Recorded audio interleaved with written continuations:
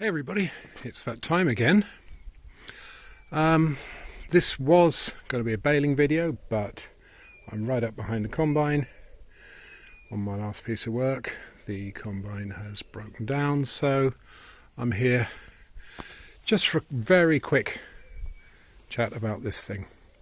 So I guess now you've all seen Lord Muck's video, and we know it runs, and genuinely I had no idea. As I say, I paid pretty much scrap price for this. I had no idea whether it ran, but when I got it home, I kind of started to get attached to it, and the more I looked at it, the more stuff didn't make sense. Imported from France, they made these for the UK market in France, but not right for the European market. Not right for the European market. That colour is not French flint grey. That's more like North American flint grey. And then we got the flat top fenders, which got those hideous light fittings, which were just made up to accommodate the seriously ugly cab. Anyway, closer inspection. Yeah, all the decals and everything else, all the labels, all the instructions are in French. The plot thickens. So I came up here to get the engine number so I could start ordering parts, and the frame number, and what do we find here?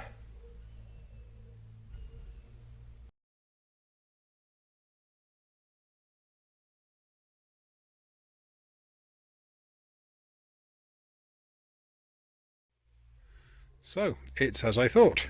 That's one mystery solved. Anyway, the next stage is the ugliness deletion, and I think the first thing that's going to go is this big blue subframe. As you can see there, it's bolted onto the bolster with 4 bolts on that side, right under here, and bolts onto the back axle there.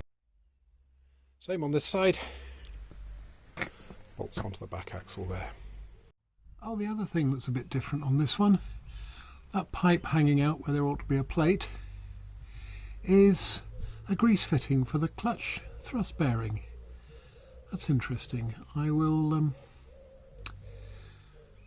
yeah, well, anyway, I've got a plate that has 2 footsteps on it that bolts on there and supports the front of the tank coming from our good friends at Wingers, and yeah, I'll accommodate all that when that arrives.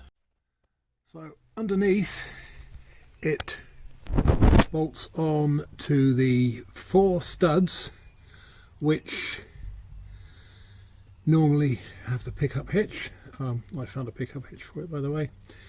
590 swinging drawbar, which is what this ought to have on it, I think, or a swinging drawbar anyway, but that's beside the point. Anyway, yeah, those 4 studs there that you can see at the back, ignore the 2 furthest away, but the 4 close together, that's where your pickup hitch or swinging drawbar will fit on.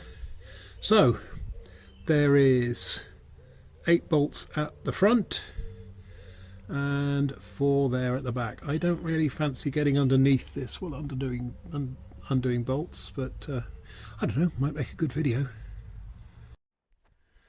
So there's a great slab of 3/8 plate under there, and yeah, so all in all 6 plus 4 is 10, 14 plus another 8 is 22 bolts holding that thing on, and in my humble estimation that thing has got away 1/4 of a ton. I'm not getting underneath that while I undo it. So first thing, get it blocked up and we'll start undoing some bolts.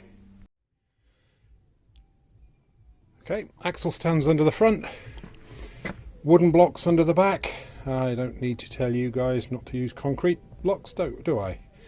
You know that. Anyway, right. I think it's 1.1/8, so let's make a start. Oh, that wasn't very tight.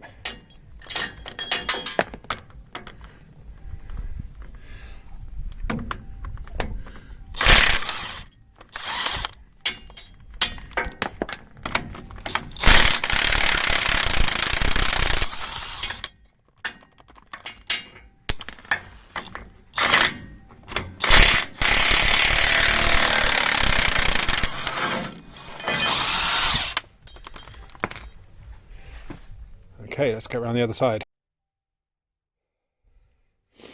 Would you believe it? I have just had a call. Got another combine breakdown which I need to go and attend to.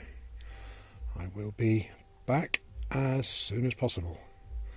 Fortunately, I can't film that one, but anyway, yeah. Until then, I'll get back to this as soon as I can. Bye. I am actually quite pleased with that.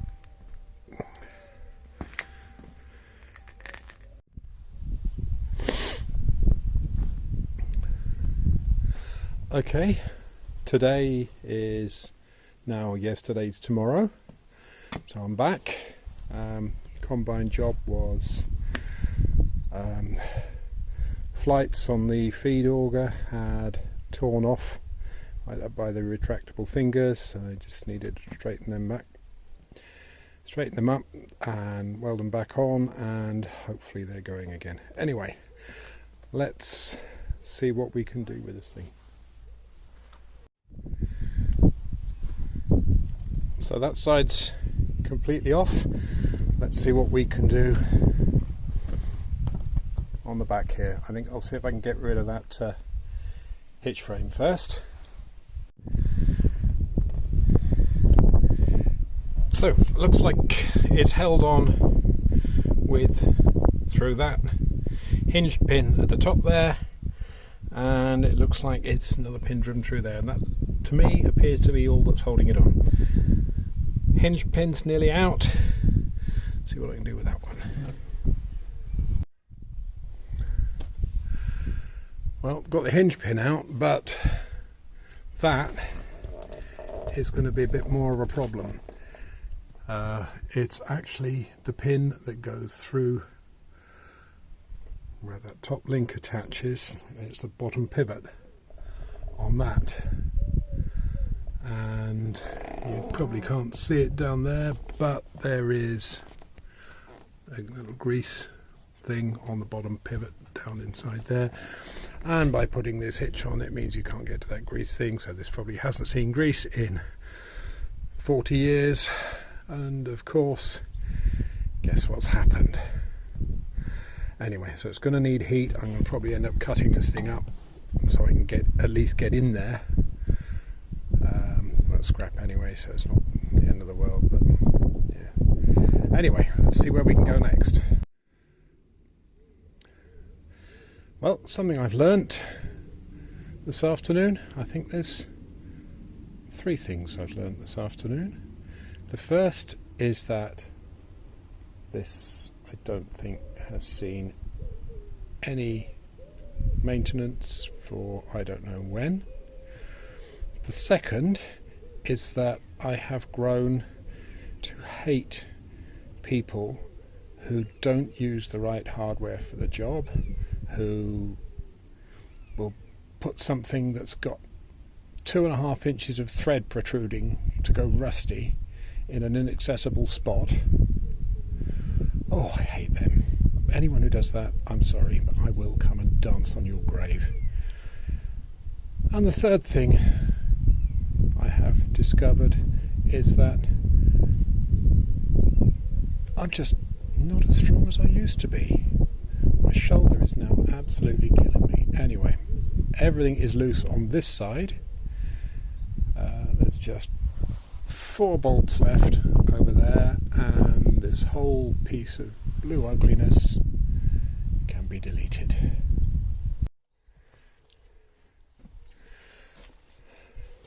Another thing I've learnt Boltex. Wasps hate it.